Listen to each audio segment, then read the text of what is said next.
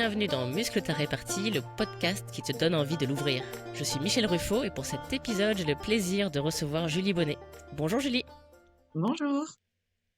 Julie, tu es consultante en communication et tu es en train de créer une newsletter qui donne la parole à l'ensemble des acteurs de la santé. J'ai voulu t'inviter car tu n'as pas ta langue dans ta poche et tu as malheureusement eu beaucoup d'expérience dans les microagressions. Tu as rencontré dans ta carrière plusieurs formes de sexisme. Est-ce que tu pourrais m'en dire un peu plus ? Dans le milieu de la santé, on a différentes, on va dire, catégories de personnes. euh, j'ai été amenée à travailler avec des personnes d'un certain âge, d'une ancienne génération, qui finalement, oui, vont avoir vraiment des propos sexistes, mais je vais pas dire avec bienveillance parce que c'est pas le terme, mais vraiment sans se rendre compte de ce qu'ils font parce que c'est dans leur éducation. C'est une génération, la génération de la galanterie. On ouvre la porte, mais on dit ma petite.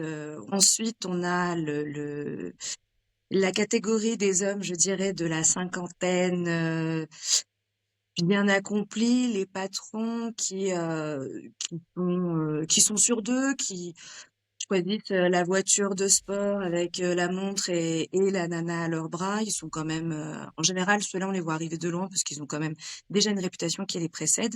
On peut avoir des gestes déplacés. Moi, j'appelle pas ça du harcèlement, mais on va avoir des gestes déplacés, des remarques déplacées. Ils font partie de ces hommes qui pensent que tout leur est dû et que tout leur appartient, y compris leurs femmes, leurs employés, tout comme leur maison. Et on a une nouvelle catégorie d'hommes, et celle-là, elle n'est pas des moindres. Elle est tout aussi gênante. Moi, je la trouve plus gênante encore. C'est les faux amis des femmes, ceux qui sont compatissants, qui adhèrent au collectif de femmes, qui défendent la cause des femmes et et qui, et qui dans la vraie vie, en fait, ne se mouillerait pas du tout face à un autre homme vis-à-vis de ces femmes, et puis qui profite en fait des fois de ces situations compatissantes pour essayer d'obtenir à peu près la même chose, mais pas de la même façon, et c'est vraiment, pour moi, ceux-là sont pires. Est-ce que tu pourrais me partager des anecdotes concrètes de ce qui a pu t'arriver avec certaines de ces catégories d'hommes ? Oui, bah alors on a voilà, le monsieur d'un certain âge qui est très gentil et qui, lors d'un dîner, quand il parle, va nous glisser la main sur le genou. Mais je pense que c'est quelque chose qui était accepté avant. Voilà, moi je suis très partisane on réagit, on n'est pas face à un agresseur, on est face à quelqu'un qu'il faut remettre gentiment à sa place. Le soir où ça m'est arrivé, je lui ai dit gentiment, je crois que vous avez laissé votre main sur mon genou. Voilà. Et le monsieur, on était toutes presque gênées aussi. Donc, je crois que des fois, juste leur faire remarquer avec humour le geste suffit à ce qu'ils en prennent conscience. Et Ok, que donc tu te laisses pas faire. c'est pas forcément sciemment. Hmm. Alors après, c'est sûr, quand on a des hommes un peu plus entreprenants, ils savent aussi très bien, je pense, ils savent très bien vers qui ils vont. Ils vont plutôt aller vers une femme qui, a priori, paraît plus réservée ou plus timide. Du coup, c'est vrai que je suis pas trop embêtée sur des personnes plus insistantes. Ah d'accord, Moi, je n'ai ok. pas eu ce souci. Je pense que le côté, comme tu disais, peut-être un peu pas forcément discrète ou un petit peu grande gueule suffit à se dire je ne sais pas comment elle va réagir, mais à tout moment, ça pourrait créer un malaise ou m'afficher dans une Hmm. soirée. Le fait que tu aies une personnalité affirmée, tu penses que ça joue. Tu penses que ça joue sur le fait que Je les pense que gens vont ça, pas tenter trop de trucs avec toi. en tout cas, pas en public, Hmm. je pense que ça peut sauver certaines situations parce qu'on n'est pas à l'abri d'une réaction tout aussi affirmée que le tempérament que ça peut laisser paraître. Et pour autant, ça veut pas dire que je vais réagir forcément plus qu'une personne réservée, euh, parce que ce qui m'est arrivé dans une situation au travail, donc avec mon patron directement, devant l'ensemble de l'équipe, On venait de finir une formation, prise de parole, diction, et il avait un stylo dans la main. Il avait fait un exercice avec un stylo, il savait pas quoi en faire, et il me met le stylo dans le décolleté entre les seins, du coup devant tout le monde, avec un rire un petit peu, le faux rire qui dit je suis en train de rigoler pour le Mm, faire. Et là, c'est vrai que bah, en fait, on a la surprise. On se mm, dit sérieusement, on est en colère, mais en même temps, on est devant toute l'équipe. Et c'est très très compliqué de réagir parce qu'on aime bien nous mettre soit dans la case hystérique, soit dans la case euh, victime, soit enfin on a vite fait d'être dans des cases. Et très honnêtement, je pense que même à ce moment-là, la surprise a fait que je n'ai pas réagi plus que toute la réflexion que je peux avoir derrière. C'est- Tu n'as pas réagi J'ai sur le coup, en tout cas. j'ai Est-ce que tu en as j'ai parlé pas à quelqu'un réagi sur le ensuite? coup. Heu, ensuite, je l'ai recroisé dans le couloir, et du coup, je pense qu'il a cru que j'avais adhéré à la blague, et je lui ai dit: Mm, «Plus jamais tu me refais ce coup-là». mm, Voilà. ok. C'est très, c'était très clair, mais bon, c'était aussi, une personnalité très particulière, et puis qui voilà, qui n'a aucun problème à te faire des remarques sur ton poids, à te faire des remarques sur ta tenue, expliquer, à te dire en alors ça peut être très gentil des fois, hein, mais de toute façon pas du tout approprié au moment où Mm, il le dit. Ce dont on a déjà parlé, c'est, heu, quand on s'apprête et qu'on se fait joli, on va pas être hypocrite et dire qu'on se fait joli que pour nous, à nous-mêmes, dans notre reflet. mm, On apprécie, parce qu'on est humaine, on apprécie les compliments. Mais heu, mais il y a un temps pour tout. Et autant une femme peut apprécier un compliment quand il est fait de façon élégante, plus facilement dans le cadre personnel, lors d'un dîner, lors de ça peut être, et ça pourrait être notre frère qui nous fait un compliment, ou je sais pas, ça peut même être un collègue qui remarque qu'on a une nouvelle robe, à la rigueur. Mais lorsqu'on est en train de faire une présentation ou qu'on parle d'un modèle économique, oui, on apprécie énormément que qu'on ne nous fasse pas de remarques sur notre physique à ce moment-là, parce que là n'est pas le propos. En fait, j'en ai rien à foutre de savoir si ma robe te plaît quand je te présente des chiffres. Qu'on est content et que voilà, en réunion, en point, on le dit et qu'on nous répond, bah forcément, c'est facile. T'as dû avoir l'interview avec ton décolleté ou oh bah, avec ton sourire. Enfin, même si on parle pas du décolleté, si on parle juste du sourire, mm, non, en fait, c'est pas juste. mm, En fait, ou j'ai même eu la remarque, oui, de toute façon, quand c'est une femme qui lui demande, il dit toujours oui, je veux être jugé sur mon travail mm. et sur le Ouais. contenu de ce que j'apporte. Et voilà. Que ça soit une remarque un peu graveleuse ou que ça soit juste une remarque qui paraît anodine et paraît, eh ben non, c'est pas, pour moi, c'est du sexisme et ce n'est pas normal. Voilà. Mm. Et Ok, dans c'est les, minimiser ta compétence de faire ça. ah, c'est la négliger totalement, c'est même pas la Mm, mm, minimiser, c'est, mm. La heu, nier. Mm. dans les années 80, on aurait dit à une femme: «Tu as couché», donc on va dire qu'on peut s'estimer heureuse, mais enfin bon, J'entends encore donc ça, hein. voilà, ça doit aussi dépendre des secteurs, mais Ouais. on peut s'estimer heureuse que maintenant on nous accuse pas d'avoir couché pour, Mm, mais en fait réduire ça à, «Tu as un joli sourire» ou «Tu es gentil», oui, mais non, mm, en fait, je suis polie, je suis gentille, ça me semble le b.a-ba des relations humaines, en fait, pour moi, on ne devrait pas le souligner, puisque tout le monde devrait être plutôt gentil et bienveillant. En revanche, dire que le fait, elle est gentille la fifi, c'est pour ça qu'elle a son interview, ça ne va pas et ça mm, me mm. dérange.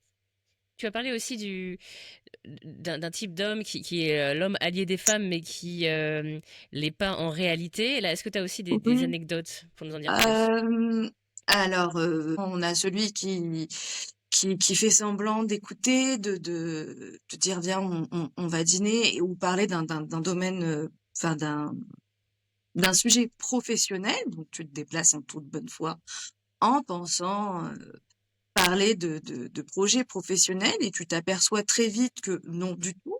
Mm, Heu et tu as une remarque, une insinuation, tiens, c'est dommage, on n'a pas le temps de dîner tous les deux, ou c'est dommage, on n'a pas le temps de, euh, tu dois rentrer, ou parce que je suis pas loin, ou on a ce genre de petites remarques, et en fait, moi, pour moi, la meilleure réaction est de faire juste, alors à l'intérieur de moi, c'est gros connard, t'es littéralement en train de me faire perdre mon temps, que voilà. Et dans la vraie vie, juste, je ne relève pas et je fais semblant de ne pas comprendre. Euh, et non, cela continue parce qu'ils se disent non, elle a pas dû comprendre parce qu'en plus Hmm, d'être une femme facile, on est un peu stupide. Donc il faut nous le dire bien sûr. plusieurs fois pour qu'on comprenne le. Ça, c'est très, très énervant. Donc, voilà, moi, c'est ça que j'appelle les faux amis de la femme. C'est celui qui se montre bienveillant, compatissant. Et après, on a, pareil, et c'est toujours professionnel. Moi, j'ai mon dernier patron qui me propose une rémunération, mais tellement ridicule. Mais la justification de cette rémunération ridicule, on avait un contrat établi à deux à la base et je respecte ma part, il respecte pas la sienne. C'est oui, mais tu as vu, moi, je mets en valeur tes qualités professionnelles par rapport à ton ancien boss. Hmm. Bah, je me demande si je préférais pas celui qui payait, en fait. C'est ça, la peste et Euh, le choléra. parce que, et voilà, je dois vraiment choisir entre la peste et le choléra. Ça veut dire que, encore, et là, c'est encore plus, je pense que c'est encore pire parce que euh, il faut que je sois reconnaissante et que je paye Hmm, pour qu'on reconnaisse mes compétences. C'est-à-dire que, et c'est là où je dis le faux ami de la femme, c'est il utilise les défauts de certains hommes hmm. Faut dire qu'il est et mieux. pour en tirer profit. Mais qu'est-ce que c'est en Hmm, fait si c'est pas du sexisme? C'est encore c'est de la manipulation en plus. hmm. Pour moi, on est au summum de la fourberie. Et pareil, comme je disais, ce type d'homme, c'est pareil, hein, ne se mouillera pas réellement pour les femmes. C'est juste qu'en ce moment, il y a tellement de mouvements féministes et, et autant nos grands-mères se sont battues pour les droits des femmes, nos mères se sont battues pour une certaine, pour récupérer leur place dans la société. Nous, maintenant, on se bat pour une réelle égalité. Euh, Ils utilisent ces mouvements, en fait, c'est de la récupération Hmm. pour encore leur propre cause. Donc je les méprise encore plus, on va pas se mentir. Ok, ça marche. Et dans ton exemple sur la rémunération, le fait de te dire, Julie, tu vois, je te valorise, je te reconnais beaucoup plus que ton précédent patron, du coup c'est bien normal que je te paye moins. Bon, dans sa tête c'est Tu te rends normal. compte, non, Euh, c'est plus, on le dit c'est un pas, truc c'est comme ça, c'est normal. ça? Tu te rends compte la chance que tu as Ah, de bien sûr, travailler sur oui, enfin bon, t'en as de la chance. hum, Ça fait écho, je suis effectivement, tellement, à des situations dont j'entends parler, notamment un sujet sur le sujet de la rémunération des femmes est toujours inférieure à celle des hommes. Toi, tu as réussi à t'en sortir de cette situation autrement qu'en quittant l'entreprise, ou est-ce que tu as réussi à faire valoir le fait que tu méritais une plus grande rémunération? non, non, ce n'était pas négociable. J'ai quitté l'entreprise, mais je viens de l'industrie pharma et sincèrement, dans cette industrie, en tout cas de nos jours et depuis les débuts, les femmes ont dû forcément se battre, je pense, mais sont plutôt protégées, sont plutôt reconnues. Si on regarde un peu la parité dans les codires de l'industrie pharma est là. Euh, et je ne suis pas sûre qu'il y ait de réelles différences entre les salaires des hommes et des femmes. Dans l'industrie pharma, en tout cas, moi, Hmm, c'est ce que j'ai vu. Après, après, je suis allée en agence et non, j'ai pas entre un homme et une femme, je suis pas sûre qu'il y ait une réelle différence. Bon, déjà, il y a beaucoup plus de femmes dans les agences. hmm, En tout cas, une agence dans laquelle j'ai été, je sais que homme ou femme n'avait strictement aucune importance pour lui. Il avait des défauts, mais pas tous. En fait, homme ou femme, il y avait aucune différenciation salariale. Il se basait vraiment sur les talents et sur ce qu'on pouvait apporter. Donc non, il y avait pas forcément la reconnaissance, certes, mais sur les finances, non. Heu et après, bah, de toute façon, je pense quand même que, enfin, je crois que c'est les chiffres, hein, de façon plus globale. Moi, je le vois pas dans mon expérience personnelle, mais Oui, les Euh, chiffres montrent encore une différence voilà. importante. Et peut-être que du coup, le secteur de la santé, en tout cas sur dans le privé, est peut-être privilégié. On peut pas Hmm. avoir tous les dards non plus. Mais c'est pareil, j'entends beaucoup aussi de clichés. Euh, Par exemple, voilà, on est amené à travailler avec des médecins, j'entends beaucoup de clichés sur les médecins. Sincèrement, de mon côté, de mon point de vue, et encore une fois, je travaille pas en milieu hospitalier ou autre, euh, pour moi, cela reste que des clichés, que des on-dit. Je pense que tout l'écosystème qui tourne autour est beaucoup plus anxiogène pour une femme. Quelles sont les manières qui fonctionnent le mieux pour réagir pour toi? Je pense l'humour pour 95% des situations un peu gênantes. Mais là, ça s'adresse forcément à la catégorie de ceux qui le font sans, je dirais, sans s'en rendre compte, en fait, parce que c'est un peu ancré dans leurs habitudes et parce que on peut pas non plus se mettre tout le monde à dos et puis qu'on a évité de catégoriser les femmes. Et Ok. puis que je suis pas une féministe à tout prix, c'est-à-dire que oui, alors je pense être féministe, mais d'une autre façon. C'est-à-dire que moi, placer la femme comme une victime perpétuelle m'agace au plus haut point. Et que je pense que beaucoup de situations peuvent se régler juste en reposant les limites. Donc voilà, ça peut être de l'humour quand on est Hmm. dans une situation, bah voilà, on est à un cocktail, il y a du monde, on évite de faire un scandale, ça ne sert à rien. Euh, Avoir une conversation en face-face quand on est plus dans une relation de travail direct, bah oui, ça s'impose, hein. C'est-à-dire que si on n'aime pas le comportement de notre collègue ou de notre patron ou de notre prestataire, il y a rien à gagner pour des pour aucune des parties à, à surréagir. Et quand je dis surréagir, je dis pas qu'il ne faut pas réagir ou qu'il faut pas être Hmm. très clair ou très ou minimiser les actes. Ce que je veux dire, c'est que déjà, si on crie, on n'est pas écouté parce qu'on devient Mhm. tout de suite hystérique. Et on a maintenant les petites phrases, encore une MeToo, encore une chienne de garde, encore une ni pute ni soumise. Donc en fait, nous, ça nous arrange pas, ça nous avance à rien. Mhm. Euh, et je crois qu'en fait, remettre en place la personne en one-one a peut-être un peu plus d'impact, il l'écoute. Et puis, en tout cas, s'il n'a pas compris que son comportement avait un problème, il a compris que c'était pas avec moi qu'il fallait le faire. Ok, c'est ça Donc, qui est important. Donc, ton conseil, c'est plutôt d'aller en individuel, surtout quand on est dans un grand public. Tu nous as parlé tout à l'heure de la réunion avec toute l'équipe qui est présente. On va plutôt aller chercher autant que possible l'individuel pour aller préciser les limites, ce qui se fait ou ce qui se fait pas avec toi en tout cas. Et ça fonctionne, ce qui fait que les d'une personnes ne le façon plutôt refont pas. sèche, hein, on est bien d'accord, hein, mais Tu me le fais? et Recadre-moi. plus jamais ça. Fais jamais ça. Ok, c'est très clair. Tu le refais, je te défonce. Non, mais bon, en fait, voilà, c'est juste, je pense qu'on peut tout dire, parce que dès lors qu'on a un comportement inapproprié en face de nous, je pense que du coup, on est en droit d'avoir tout le propos et le ton qu'on veut.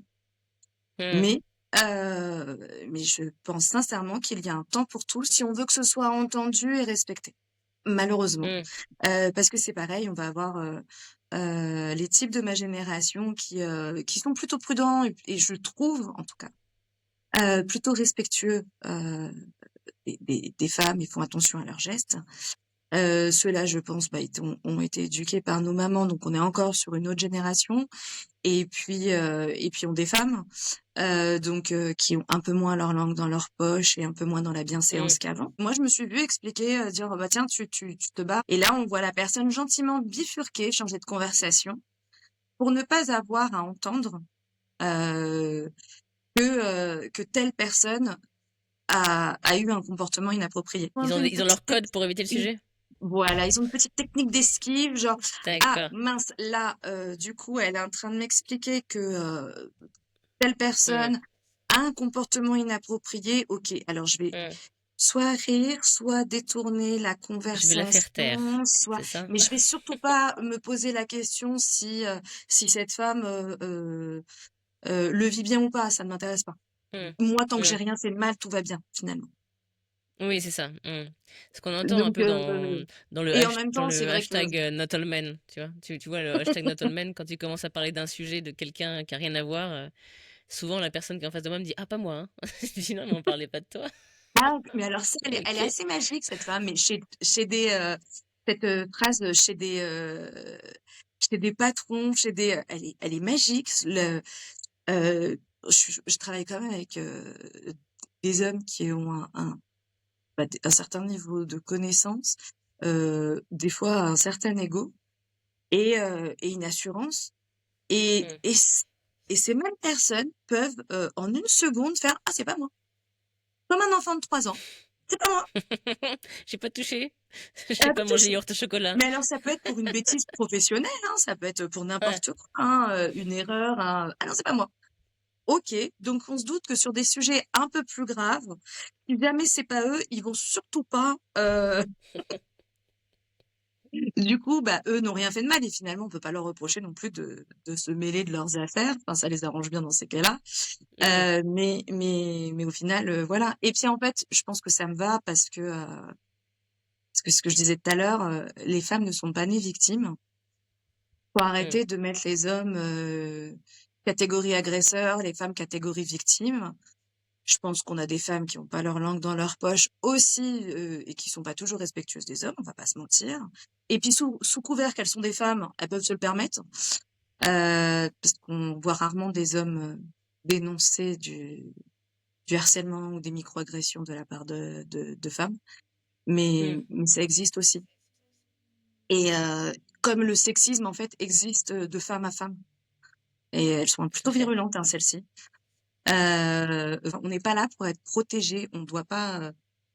C'est assez lassant que Cherche les pas un hommes se sauveur là. disent soit je suis un coupable, soit je te protège. Non, en fait, je pense qu'on peut tous vivre les uns avec les autres en respectant les uns et les autres pour ce qu'ils sont et pas pour leur sexe. Mm.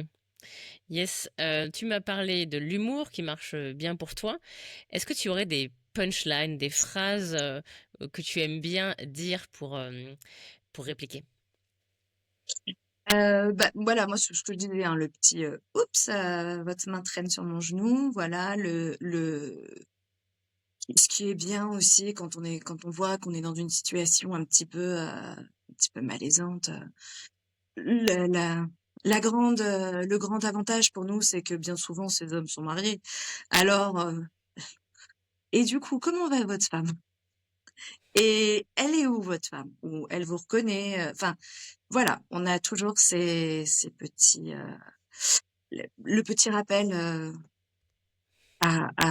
au bon souvenir de l'épouse qui l'attend à la maison et qui, je pense, n'apprécierait pas ce genre Hmm. d'attitude. Voilà, ou sinon, après, ça marche bien aussi, la fille, hein, parce que C'est-à-dire? on n'a pas envie de coucher avec sa propre fille, mais des fois, on drague des Ah filles oui, qui sont. Donc, c'est bien aussi voilà, très bien, de rappeler de qu'on pourrait être sa fille. C'est voilà. ça? Ou alors, je vais avoir une gentille anecdote. Quand je crois que la personne est un peu limite, un peu borderline, avant qu'elle dépasse la limite, je vais lui raconter une anecdote d'un homme qui a dépassé les limites pour éventuellement peut-être faire ricocher, enfin ça s'il est en capacité, mais éventuellement faire une petite relation. Des Ah, indices. voilà, je lui donne des indices sur attention, là tu deviens un C'est peu ça, la limite. limite est là, la limite est là. On n'est Voilà, pas loin, hein, parce on que n'est pas loin. Ok. Parce que en fait, c'est limite, enfin, les trois quarts des situations, moi, me font rire. Sont pas, je ne le vis pas Hmm. mal, sauf vraiment quand, voilà, quand on remet en cause, quand on dévalorise mes compétences ou mes capacités au travail par le physique, oui, ça me dérange. Mais Hmm. sinon, ce genre parce qu'on les voit tellement venir, ça fait, ils se rendent pas compte les super potins croustillants qu'ils nous fournissent pour les apéros copines.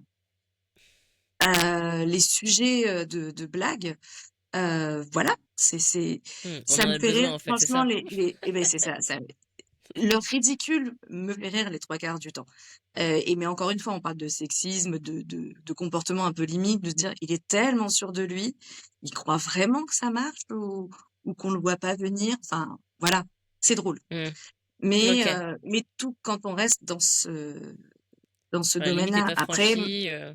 Après, malheureusement, on en a qui sont beaucoup plus virulents. Mais comment ils peuvent se dire que ça va passer? Il y a pas si longtemps, je présentais un, un modèle économique au stéréotype numéro 2. Donc, j'étais vraiment en train de parler, mais je parlais avec les mains. Et c'est vrai que, voilà, j'avais demandé quelques conseils, parce que pour le coup, tout le monde connaît un peu tout le monde dans cet écosystème. Et on m'avait dit, bon, bah, lui, il est quand même réputé comme euh, dragueur, dragueur lourd et voilà. Donc je me dis, ok, j'y vais avec un col roulé. C'est sûr que le jour où on a envie d'être écouté, venir en mini-short avec un décolleté jusqu'au nombril, bon, euh, même les femmes finissent par regarder notre décolleté, hein. Mais là, bon, on avait un col roulé. Il arrivait quand même, je ne sais pas. Je pense qu'il avait une vision qui peut voir à travers le tissu parce que il ne m'a pas une seule fois regardé dans les yeux. Et comme je parle beaucoup avec les mains, je me suis dit, c'était peut-être parce que donc je vais décaler mes mains ou arrêter de. Et non, Je non, parlais comme ça. oui, c'est ça, c'est Look the eyes. et non, le regard est toujours là et on se dit, d'accord. Euh, et c'est très différent parce que voilà, on est des femmes. On sait très bien, même un ami peut, on est au resto, il peut parler et bah oui, il va avoir un millième de seconde le regard qui va se perdre, mais il va revenir tout de suite Hmm. à lui. Et c'est ça la vraie différence entre un homme bien élevé et un crève-la-dalle, en fait. Hmm. C'est celui qui, C'est la durée. je sais pas s'il a bugué, si vraiment il a un problème, si vraiment il a un problème, ou si c'est juste quelqu'un de sans gêne qui a un tel mépris des femmes qui se dit même pas qu'il faut être un peu discret. Non, non, je sais pas. Là, on est resté quand même pendant 10 minutes, hein, Tu lui as fait remarquer ou pas? non. Non. Non, j'étais en entretien d'embauche. Ok. Tu as accepté le poste? Non, bah non, du tout. Ce jour-là, j'ai décidé de me lancer seule. Ok, ça t'a aidé. Bon, on le remercie alors si ça t'a aidé. Ok, très Bah, bien. c'est ce que je te disais tout à l'heure, j'aime beaucoup mon travail, j'aime beaucoup le contenu, j'aime beaucoup ce que je fais. Et tu vois, je peux être reconnaissante à certains hommes qui m'ont formée sur des choses. Euh, mais autant dans mon milieu, j'aimais bien l'industrie pharma parce qu'on était plutôt coucounés. Euh, autant nous, quand on arrive dans des petites entreprises, je pense que on est face à une direction qui se croit un peu tout permis, un peu dans une monarchie. Et donc après, c'est un choix à faire. Soit on arrête de faire ce qu'on aime, soit on se lance seul. Je vais tester. Ce qui est triste, c'est que voilà, je suis arrivée au moment où je dois faire un choix. Est-ce que je fais le choix de m'asseoir sur, heu, sur, heu, sur mes convictions personnelles ou sur mes aspirations personnelles? Ou est-ce que je fais le choix de m'asseoir sur, faire un travail que j'aime? Et Hmm, c'est embêtant, donc du coup, j'essaie de me lancer, rien n'est hmm, garanti, mais je préfère prendre le risque que de m'asseoir sur mes aspirations personnelles. Puis je pense que quand on arrive à 40 balais, on a beaucoup moins cette appréhension que peuvent avoir les jeunes filles. hmm, Je crois que l'avantage qu'on a de vieillir, en tout cas les femmes, c'est qu'on peut un peu plus se permettre de dire merde hmm, et sans se soucier des conséquences, bien qu'on les paye toujours plus ou moins. Mais au moins on a notre assurance parce qu'on sait ce hmm. qu'on veut et on sait Et c'est ce surtout qu'on ce qu'on vaut veut plus. aussi. Mmh. Oui. Et ce qu'on vaut. On sait ce qu'on Qu'on vaut. qu'on peut avoir peur de Mais, sortir du salariat. Hmm, mais c'est clair que, que, que oui, à 20 ans ou même 25 ans, c'est quand même compliqué parce que on a vite fait d'être, d'accepter d'être dévalorisé parce qu'on veut plaire. Mais hmm, plaire dans le travail, pas forcément plaire physiquement. Sauf que il y a je pense qu'il y a une vraie confusion et l'idée, la réplique des hommes de vous ne savez pas ce que vous voulez, faut qu'on vous tienne la porte, faut qu'on vous invite au restaurant, mais faut qu'on. En fait, je pense que c'est juste qu'il faut se dire que chaque situation est propre et qu'en fait, si on réfléchit un tout petit peu avant d'agir et qu'on agit en bienveillance, il n'y a pas de bonne ou de mauvaise solution. Elle est naturelle et elle se fait naturellement. C'est-à-dire qu'il y a pas de, il faut nous inviter ou il faut pas nous inviter, il faut nous tenir la porte ou il faut pas nous tenir la porte, faut nous dire qu'on est joli ou faut pas. Faut juste se dire que, quand on est en train de parler de quelque chose de sérieux, eh ben, on apprécie qu'on nous respecte pour, notre matière grise Hmm. et notre répartie. Et quand on a un rendez-vous galant et qu'on se fait joli, bah oui, le petit compliment, ça mange, le petit compliment et la porte, ça mange pas de pain, hein. Mais voilà, Tu veux bien toujours qu'on c'est te tienne la juste. porte, alors. C'est bien. J'avais encore quelques questions pour toi. C'est qui les gens qui t'inspirent dans la répartie? Dans la répartie, du coup, les humoristes. Florence Foresti, j'adore sa position. Et son dernier spectacle, je trouve, décrit bien en fait parfois parfois la contradiction des femmes et parfois le conflit des femmes, c'est-à-dire où on se débrouille très bien toute seule, mais on est dans une société où bon, on va encore ménager un peu les hommes. Alors du coup, le mec enfin, son sketch avec le mec qui lui met des vis, qui va avec la perceuse dans du placo, alors que bah oui, on sait tous que c'est des cheveux mollis. Mais, heu et où elle lui dit rien. C'est très drôle et je trouve que c'est très symbolique de notre dynamique. On essaie quand même encore de leur laisser un petit peu leur place et parce qu'on a besoin d'eux, on a besoin aussi qu'ils aient Hmm. leur place, mais pas en tant que protecteurs, quoi. Enfin, je pense qu'on a eu des papas, c'est bon, on a grandi, maintenant on a nos 2 pieds, nos 2 mains, on marche, et je pense que même sans nos 2 pieds ou même sans nos 2 mains, on y arriverait très bien sans eux. Hmm. Hem, on n'a pas Yes, besoin d'eux pour être protégés. ça marche. Et dernière question pour toi. Est-ce que tu aurais des derniers conseils pour nos auditrices et auditeurs avant de terminer? Si je dois donner des conseils pratiques, pratico-pratiques, c'est, vous avez un cocktail, mondain, un rendez-vous avec, des clients ou évitez de boire. Heu, c'est tout bête, hein, mais le fait d'être à l'eau et de ne pas, prendre 1 ou 2 ou 3 verres, ça envoie déjà quand même signe un petit contrôle de soi. Et puis ça peut éviter de tomber dans des situations, un peu malaisantes ou un peu dérangeantes ou, hem je me souviens que quand j'étais dans l'industrie pharma, j'organisais un séminaire et on avait une après-midi libre et toutes les nanas partent, toutes les déléguées partent en bikini dans la piscine. Et mon directeur à ce moment-là, donc moi j'étais pas déléguée, j'étais dans la BU, au siège au market, me dit bah tu vas pas avec. Je lui dis non parce que en fait ça me paraîtrait quand même très bizarre, d'être en bikini, devant toi aujourd'hui et de venir demain signer un contrat. Je pense qu'il y a un temps pour tout et je crois que je vais pas mourir si je me baigne pas là tout de suite, quoi. Ça va aller. Il y a les vacances et il y a le pro et voilà et je suis Hmm.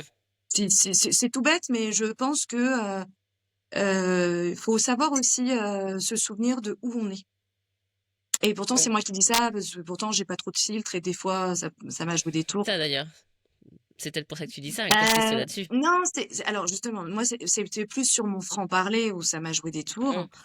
et qui Hmm. sait, ce podcast me jouera peut-être des tours et c'est pas grave. Je peux tout à fait aller boire des coups avec les collègues et voilà, quand tu fais 3 jours de congrès et que tu es fatigué, tu hyper content, d'aller, fêter la fin de ton truc, ou la réussite de ton événement et avec tes collègues. Mais là, on n'est pas dans le même rapport. On est vraiment sur une équipe, on a des j'irai pas boire, avec, le patron. Et puis si tu veux Top. pas te retrouver dans une situation où il y a un débordement quel qu'il soit, c'est mieux. Top, merci beaucoup pour tes conseils et ton partage d'expérience, Julie. Et pour nos auditeurs et auditrices, si vous voulez muscler votre répartie, je vous invite à télécharger les 15 punchlines qui se situent en commentaire. Et puis je vous dis à très bientôt pour un nouvel épisode. Au revoir Julie. Au revoir.